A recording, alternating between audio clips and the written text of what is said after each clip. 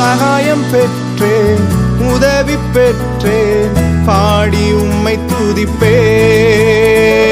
கர்த்தரும் இரட்சகரும் மீட்பெருமாயிருக்கிற இயேசு கிறிஸ்துவின் நாமத்தில் யாவருக்கும் அன்பின் வாழ்த்துக்கள். தேவன் தாமே ஒருவரோடும் கூட இருந்து பலத்த காரியங்களை நடப்பிப்பாராக. இந்த நாளுக்குரிய தியான வசனம் 2 நாளாகமம் 20:4. அப்படியே யூதா ஜனங்கள் கர்த்தரிடத்திலே சகாயம் தேட கூடினார்கள் என்று சொல்லப்பட்டிருக்கிறது.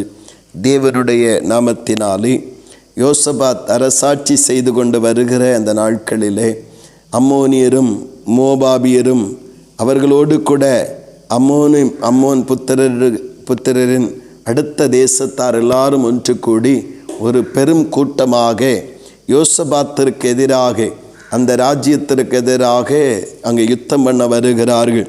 இந்த சூழ்நிலைகளிலே தங்களுடைய சாமர்த்தியத்தையும் தங்களுடைய படைபலத்தையும் தங்களுடைய மனித பலத்தையும் காட்டுவதற்காக யோசேப்பு துணியாமல் இந்த யுத்தத்தை எப்படி நடத்துவது என்று சொல்லி தேவனிடத்திலே ஆலோசனை கேட்பதற்காக ஜனங்களை ஒன்று கூட்டி தேவ ஆலோசனையை கேட்டு அதன்படி செய்வதையும், கர்த்தர் கொடுத்த ஆலோசனையின்படி செய்த பொழுது மாபெரும் ஜெயம் வெற்றி உண்டானதையும் நம்முடைய இந்த பகுதியிலே நாம் வாசிக்கிறோம்.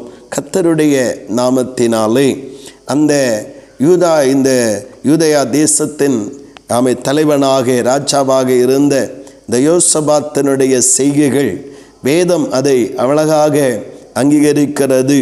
அவன் தேவனிடத்திலே ஆண்டவருடைய ஆலோசனை கேட்பதற்காக ஜனங்களை எல்லாம் கூட்டி வந்து சேர்ந்து ஜெபித்து தேவ சமூகத்திலே தங்களை ஆராய்ந்து தேவ சமூகத்திலே தங்களை தாழ்த்தி தேவனுடைய அந்த சகாயத்திற்காக அவர்கள் ஒன்று கூடி தேவனை தேடுவதை நாம் காண முடிகிறது. பிரியமானவர்களே, எவ்வளவு பெரிய காரியமானாலும் தேவனால் நிறைவேற்ற முடியும். தேவன் அதை செய்ய வல்லவராகவும் இருக்கிறார். ஆனால் அந்த காரியங்கள் நடக்க ஒன்று வேதம் சொல்லுகிறபடி 2 பேர் ஒருமனப்பட வேண்டும். ஒரு குடும்ப பிரச்சனைகள் சார்ந்த காரியத்திலே அந்த குடும்பம் ஒருமனப்பட வேண்டும்.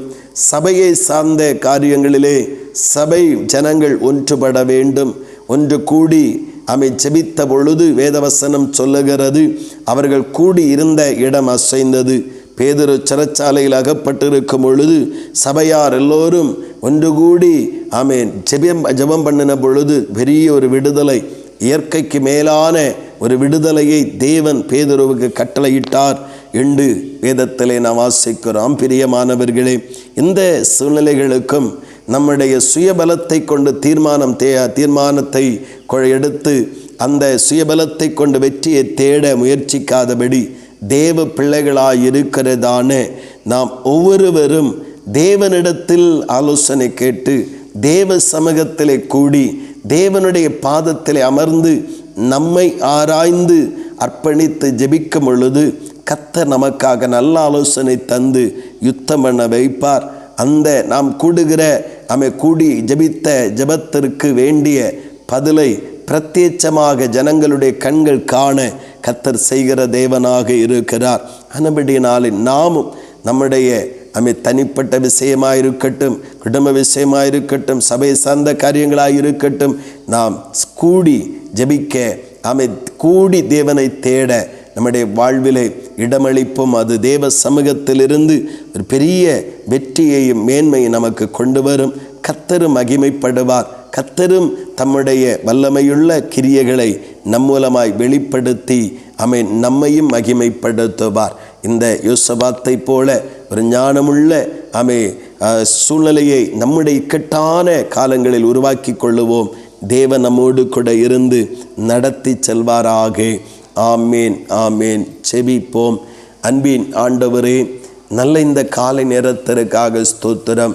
யோசபாத்திற்கு திடீரென்று ஒரு பெரிய இக்கட்டு வந்த பொழுது அவன் தன்னுடைய சுய சாமர்த்தியத்தை, பலத்தை, ஞானத்தை சார்ந்து அதை எப்படி மேற்கொள்ளலாம் என்று யோசிக்காதபடி ஜனங்கள் எல்லாரையும் தேவ சமூகத்திலே கூட்டி தேவ சமூகத்திலே தங்களை ஆராய்ந்து தேவ சமூகத்திலே தங்களுடைய வாழ்வை ஒப்புவித்து தேவ ஆலோசனை கேட்டு அதன்படி செய்ய அர்ப்பணித்த பொழுது தேவாலோசனை அவர்களுக்கு போதுமான ஆண்டவரே எளிமையான விதத்திலே கர்த்தர் ஆலோசனை கொடுக்கிறேன்.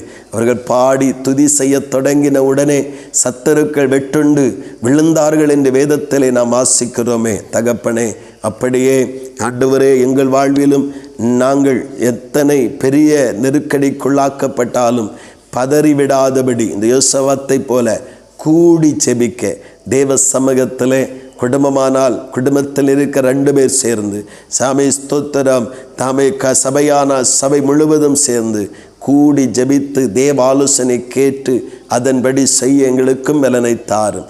அப்பொழுது எங்கள் வாழ்விலே ஒரு பெரிய ஜெயத்தை, ஒரு பெரிய மேன்மையை கர்த்தர் எங்களுக்கு கட்டளையிடுவீர். கர்த்தரும் எங்கள் மூலமாய் மகிமைப்படுவீர். அதற்காக உமக்கு ஸ்தோத்திரம். நல்ல வார்த்தைகளுக்காக நன்றி. தொடர்ந்து மகிமைப்படுத்தும் இயேசு கிறிஸ்துவின் மூலம் செபிக்கிறோம் ஜீவனுள்ள நல்ல பிதாவே. ஆமேன், ஆமேன்.